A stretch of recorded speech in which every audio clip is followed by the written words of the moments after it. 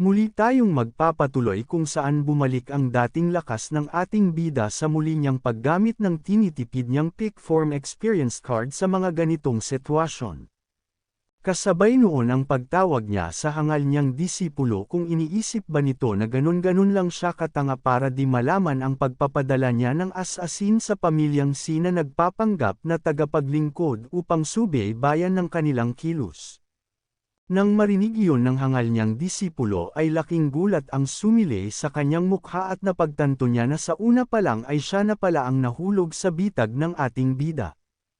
Habang nakatutok ang tingin ng ating bida sa takot na takot niyang disipulo, dahan-dahan niyang pagtaas ng kanyang kamay at nagpalabas ng physic energy, at sa kanyang ginawa mabilis niyang nakuha ang nanghihinang hangal na si Wang Fugi. Sa sandaling iyon ay nagsisi si Wang Fugi sa hindi pagtapos sa ating bida sa kalagitnaan ng gabi, dahil pakiramdam niya na ang matandang ito ay hindi ang patriarka ng Golden Court Mountain kaya't natakot siya sa posibilidad na masira ang plano ni Ye Changsun, kaya hindi niya itinuloy. Habang hawak-hawak siya sa ulo ng ating bida sinubukan niya itong takutin sa pagsasabing hindi siya pwedeng patayin nito sa kadahilanan na siya ay sinusuportahan ng malalakas na eksperto. Ngunit alam ng mga eksperto sa paligid na walang saysay ang kanyang pinagsasabi na takutin ang pinakamasamang kontrabida sa buong mundo. Kaya't di nagtagal ang kanyang kahibangan ay walang awa siyang pinatay at tinupi ng ating bida na parang isang bola gamit ang physic energy. Sa pagpatay ng ating bida sa hangal, sumili ang kanyang pagkademonyo kasabay ng pagtanggap ng 200 merit point sa pagpatay ng isang evil man mula sa Divine Court. Nang makita ni Ye Changsun ang walang awang pagpatay ng ating bida sa kanyang tauhan ay mas lalo siya nakaramdam ng takot sa posibilidad na siya na ang isunod nito kaya mabilis siyang bumalik sa pula niyang karwahe at inutos sa kanyang tauhan na huwag silang matakot harapin ang ating bida. Sa kanyang utos, naiwan nagtataka lang naman ang kanyang mga tauhan habang pinagmamasdan siyang makaalis. Samantala tinawag ng ating bida si Pan Zong upang bigyan ito ng isang pagkakataon. Nang marinig ang pagtawag sa kanya ng ating bida di niya maiwasang manginig sa takot habang sinasabing susundin niya ito at walang siyang intensyon na kalabanin siya kasabay ng pakikiusap sa kanyang buhay.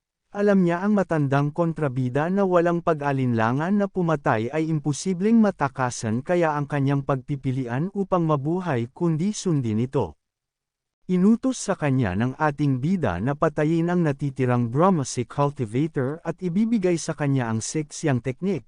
Dagdag pa ng ating bida na kasalalay sa kanya ang magiging desisyon kung gusto niyang mabuhay o mamatay. Kasabay ng pagsasabi ng ating bida kay Pan Zong ang pagpapatawag sa kanyang maalamat na Wizard. Nang makita ni Pan Zong ang pababang Wizard mula sa langit ay mas lalong nagbigay sa kanya ng takot. Ang tsismis na kanyang naririnig sa mga sulok ng mundo, ay totoo na ang matandang masama ay nagmamay-ari ng iba't ibang kayamanan, at nang makababaw ang Wizard inutos niya kay Little Yuaner na dalhin ang kanyang ama sa ligtas na lugar at hintayin siya sa Blue Sun Mountain. Sa utos ng ating bida agad siyang sumunod at umalis gamit ang Wizard, sa kabilang banda agad lumuhad si Pan Zong at nagdesisyon na maging tagasunod ng ating bida. Dahilan para makakuha ulit ng merit points ang ating bida, si Pan Zong ay nasa Divine Court Realm, na may 5% katapatan sa kanya, at ang kanyang teknolohiya ng cultivation ay 3 styles. Sa kanyang desisyon, ikinatuwa naman ng ating bida at mabilis na tumalon sa ere at hinarap ang mga natitirang hangal na tauhan ng kanyang disipulo habang nagpapakawala ng malakas na enerhiya sa paligid. Ang mga natitirang eksperto ay inis na inis sa pag-iwan sa kanila ni Ye Changsun habang ang iba sa kanila ay piniling tumakas at ang iba ay piniling lumaban gamit ang kanilang avatar upang labanan ang matinding presyon ng ating bida. Sa kasamaang palad, ang pinakamalakas na avatar na kayang likhain ng cultivation sa Divine Court Realm ay isang 10 Worlds avatar, na hindi man lamang nagkaroon ng pagkakataon na magbukas ng dahon. Nang makita ng ating bida ang hangal nilang aksyon ay inilabas niya ang kanyang avatar na tinitawag na 100 Tribulations Insight. Sa paglabas ng avatar ng ating bida, Ang napakalakas na presyon pa lang nito kaya nang puminsala sa malapit, kaya't marami ang nagbagsakan na eksperto na hindi na kinaya ang matinding presyon ng ating bida. Habang sa kanyang ibaba hindi maiwasan ni Panzong na mabigla at humanga sa lakas ng ating bida kaya't naramdaman ni Panzong ang biglang pagtaas ng kumpiyansa, at nang maalala niya ang mga nangyari noong nakaraan, tumawa siya ng malakas. Dahil pinagtatawanan siya ng mundo sa pagiging masama, magiging masama na lang siya. Matapos tumawa, bigla niyang itinuon ang kanyang mga mata, nagbago ang kanyang ekspresyon at sumabog ang enerhiya ng kanyang three-in styles, hindi nagtagal ang lahat ng bumabagsak na eksperto dahil sa presyon na dala ng ating bida ay kanyang pinagpapaslang ng walang awa. Habang patuloy ang pagpaslang ni Panzong, ang mga natitirang eksperto ay mas nakaramdam ng takot kaya pinili nila agad umatras at hindi nila maintindihan kung bakit biglang bumaligtad ang panig ni Panzong, na dating kaaway ng matandang kontrabida, at ngayon inaatake sila. Napansin naman ng isang eksperto ang pagpapalabas ng ating bida ng isang kinakatakutang ultimate move na tinatawag na Guiyuan Sword Technique. Sa kabilang banda naalala ng isang eksperto ang teknik na iyon ay isang diretsyong malawakang atake na kayang pumatay ng maraming eksperto na tatamaan nito, kaya't mariin niyang sinigaw sa kanyang mga kasama na maghiwalay-hiwalay. Dagdag pa niya na parang kapareho ito ng eksenang naganap ng suguri ng mga ortodoksong sekta ang Golden Court Mountain. Sa paggamit ng ating bida ng Guiyuan Sword Technique kasabay nito ang mga sinag ng espada ay biglang naging itim, at ang may itim na ulap ay umiikot sa kalangitan, hindi nagtagal pinakawalan niya ang tinatawag niyang The Sword Devil's Destiny. Sa kaganapan na iyon maraming itim na espada na ang nabuo sa kalangitan, hindi nagtagal tuluyang bumagsak ang mga itim na espada sa lokasyon ng mga hangal na pinilit na tumatakbo. Ang mga itim na sinag ng espada ay sobrang bilis at dumagsa tulad ng biglaang pagbuhos ng ulan na nagdulot ng pagkabutas ng katawan ng mga eksperto at kamatayan. Nang makita ni Panzong ang madilim na sinapit ng mga eksperto sa kamay ng ating bida ay di niya mapigil mamangha sa lakas ng atake. Alam niya ito ang Guiyuan Sword Technique, ang tanyag na pinakamataas na kakayahan ni Yu Xiangrong, isa sa mga disipulo ng ating bida. Pati si Merong Hai na nunood sa eksena ay hindi mapigil ang mamangha sa atake na iyon, kahit ang mga nascent Divinity Tribulation experts ay hindi makakaligtas sa atake, at habang pinagmamasdan nila ang ating bida sa ere, nasabi na lang nilang dalawa na ang lahat ng plano at pakana ay walang silbi sa harap ng ganap na matandang ito. Nang tumigil na ang pag-atake 3,000 merit points ang natanggap ng ating bida sa pagpatay ng 15 Divine Court expert. Sandaling tumigil ang ating bida at pinagmamasdan ang hangal niyang disipulo na papatakas gamit ang pulang karwahe. Di nagtagal ginamit niya ang isa pa niyang ultimate move ang Soul Chase, sa paggamit niya nito isang bulusok na enerhiya ang naiwan sa ere. Ang mga ibon na nadadaan nito ay nawawala ng balihibo dahil sa sobrang bilis nito. Habang ang dalawang angas ay naiwang tulala at walang masabi sa muling paggamit ng isa pang ultimate move ng ating bida. Samantala lumipat ang kwento kung saan patuloy ang pagtakas ni Ye Changsun habang di pa rin niya maunawaan kung bakit sobrang lakas pa din ng ating bida. Sinontabi niya muna ang kanyang mga iniisip at inalis niya ang energy shield upang ang karwahe ay makalipad sa buong bilis. Lumilingon-lingon siya sa likuran, nag-aalala na baka hinabol siya ng ating bida. Ang tanging nakita niya ay ang walang katapusang asul na kalangitan. Napagtanto niya kung bakit di siya hinabol ng matanda dahil sa malaking enerhiya na paggamit ng 100 Tribulations Insight Avatar kanina. Bigla sumili ang kanyang tusong ngiti at sinasabing may oras pa siyang makatakas. Ngunit ang kanyang kasiyahan ay naputol nang makita niya sa harapan ang malaking avatar na May 9th Leaf, Lutos ng ating bida. At kasabay nito ang pagsasabi ng ating bida, na siya ay isang hangal na disipulo. Nabigla si Ye Changsun sa kanyang nakita at mas lalong nagpagulat pa sa kanya ang siyam na leaf lutos ng ating bida. Sa ilalim ng kanyang presyon, lumitaw ang malaking kamay ng ating bida. Nakilala ni Ye Changsan ang atakeng iyon na tinatawag na The Fiend Monk's Hand Seal. Kaya't nakaramdam siya ng panganib sa kanyang buhay at mabilis ipinalabas ang kanyang Amorous Hoop upang labanan ang atake ng ating bida. Ngunit sa kanyang ginawa ay mabilis niya din pinagsisihan, nang sabihin ng ating bida, na isa talaga siyang hangal dahil ang sand at ang Amorous Hoop ay galing sa kanya at maaari niya rin itong bawiin anumang oras na gusto niya. Hindi nagtagal sa binitawan na salita ng ating bida ay mabilis na hinigop ng makapangyarihang hand seal ang kanyang pinagmamayabang niyang Amorous Hoop. At nang makita ito ni Ye Changsan ay wala na siyang nagawa kundi panuurin ang unti-unting paglaho ng kanyang sandatang panlangit dahilan upang manghina siya, dahil ang Amorous Hoop ang tanging inaasahan niya upang maging isa sa pinakamalakas sa sekta, ngunit ngayon, kung mawawala ito sa kanya, magiging mas mahina siya kahit makatakbo pa siya ngayon.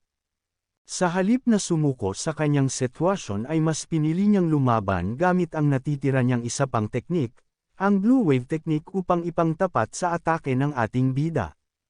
Ngunit ang kanyang hangal na pag-atake ay malaking insulto sa ating bida dahil harap-harapan niya ito ginamit sa nagturo sa kanya ng teknik, kaya't pinakita ng ating bida ang pagkakaiba ng lakas nila nang ipalabas niya ang mas malaking alon. Sa mga oras na iyon napagtanto ni Ye Changsan na wala siyang pag-asa matalo ang ating bida, kaya't natanggap niya rin sa wakas ang kanyang pagkatalo. Sa huli tuluyan na siyang tinamaan ng malaking alon ng ating bida ang kasabay ng malaking pinsala ng kanyang natanggap na nagpalipad sa kanya ng malayo. Habang pinagmamasdan ng ating bida ang hangal niyang disipulo na tumalsik sa pag-atake, nagtataka siya kung saan kumukuha ng lakas ng loob si Ye Changsan na gawin ito mag-isa. Muli niya ginamit ang Soul Chase, sa isang iglap nasa ibaba na siya ni Ye Changsan. Nang sandaling iyon dahan-dahan niyang itinaas ang kanyang kamay at naglabas ng enerhiya, na bumalot kay Ye Changsan at mahigpit siyang binalutan. Tumunog ang system prompt na huli niya ang isang masamang disipulo, ang ika-6 na disipulong si Ye Changsan. Ikaw ay ginawaran ng 1,000 reward points. Tinawag ng ating bida ang hangal na disipulo at kalmadong sinabi sa kanya ang pagtalikod sa sekta at pagtataksil sa kanya. Sa narinig, sumigaw siya kung anong gustong iparating sa kanya ng matanda. Sumagot ang ating bida na kukunin niya lahat ng ibinigay sa kanya kasabay ng kanyang pagsasabi ang pagpapakawala ng enerhiya sa katawan ng hangal niyang disipulo. Winasak nito ang dantian ni Ye Changsan sanhi upang mawala ang lahat ng kanyang cultivation. Nang mapagtanto ni Ye Changsan ang nangyari sa kanyang dantian, nawasak ang kanyang mundo at nagsusumigaw sa galit. Upang maging mas malakas, si Ye Changsan ay kusang sumali sa Golden Court Mountain nang walang takot. Pagkatapos dumaan sa napakaraming pagsubok at pagsisikap, sa wakas ay naabot niya ang kasalukuyang estado at mga tagumpay niya. Ngunit ngayon, lahat ng iyon ay nawala na kasabay ng pagkawasak ng kanyang dantian. Ang lahat ng kanyang pinaghirapan at mga sakripisyong ginawa ay tila nawala sa isang iglap. Nakita niya ang sarili niya na nawalan ng lakas, nawalan ng dignidad, at walang magawa sa harap ng dating master na minsang nagturo sa kanya. Kaya't nang mawala sa kanya ang lahat hiniling na lang niya sa ating bida na patayin na lang siya habang ang kanyang galit sa ating bida ay tumaas sa 60%. Sa kanyang hiling ay di naman siya pinansin ng ating bida dahil nagdududa siya, kahit na si Tian daw ay may maiinit na ulo, at nagawa na ang lahat ng mga kasamaan na maiisip, at palaging pinapagalitan at binubugbog ang kanyang mga disipulo, wala itong ginawa na makapagpaparamdam sa isang tao ng labis na galit. Kaya iniisip ng ating bida kung bakit ganito na lang ang labis na galit ni Ye Changsan kay Tian daw. Ngunit napagtanto niya din na walang saysay ito. Malakas na sampal ang kanyang pinakawalan kay Ye Changsan habang sinasabing matigas ang kanyang ulo sa kabila ng lahat. Sa pagsampal sa kanya ng ating bida, ay naging normal na saka niya ito. Kaya't tumawa siya. Gusto niya pang galitin ng gusto ang ating bida. sa pagsasabing ang kanyang mga disipulo na si 4th Senior Brother at 3rd Senior Brother ay mamamatay, at maglalaho ang Golden Court Mountain dahil sa kanya. Bago siya sagutin ng ating bida, tinignan niya muna ang natitirang oras ng kanyang peak form experience card. May natitira na lang siyang 5 minuto at nakalkula niya na hindi na aabot ang 5 minuto papuntang Golden Court Mountain kahit gamitin niya ang Soul Chase. Gayunpaman, walang impormasyon mula sa sistema tungkol sa ikatlo at ikaapat na disipulo, na nangangahulugang hindi delikado ang kanilang buhay. Hindi tanga ang kanyang ikaapat na disipulo para isugal ang kanyang buhay. Nang makuha niya ang information ng system, sinabihan niyang tanga si Ye Changsan, na kinabigla naman ng kanyang disipulo dahil hindi ito ang ugali ng kanyang master at bigla niya na alaala ang sinabi sa kanya ng kanyang senior sister ang pagbabago ng ugali ng kanilang master. At sinabi pa ng ating bida na hanggat siya ay nabubuhay walang sinumang mangangahas na apihin ang Jinting Court Mountain kasabay ng pagsasabi ng ating bida ang pagtaas ng kanyang kamay at pagpapalabas ng enerhiya mula rito. Nang makita ito ni Ye Changsan, akala niya ay katapusan na niya kaya piinikit niya ang kanyang mga mata at tinanggap ang kanyang kapalaran. Ngunit nang siya ay damil at nakita niya na buhay pa siya habang hawak-hawak siya ng ating bida sa ere gamit ang Soul Chase, na mas lalong nagpagulat sa kanya dahil patuloy na ginagamit ng kanyang master ang Soul Chase na parang hindi siya nauubusan ng enerhiya.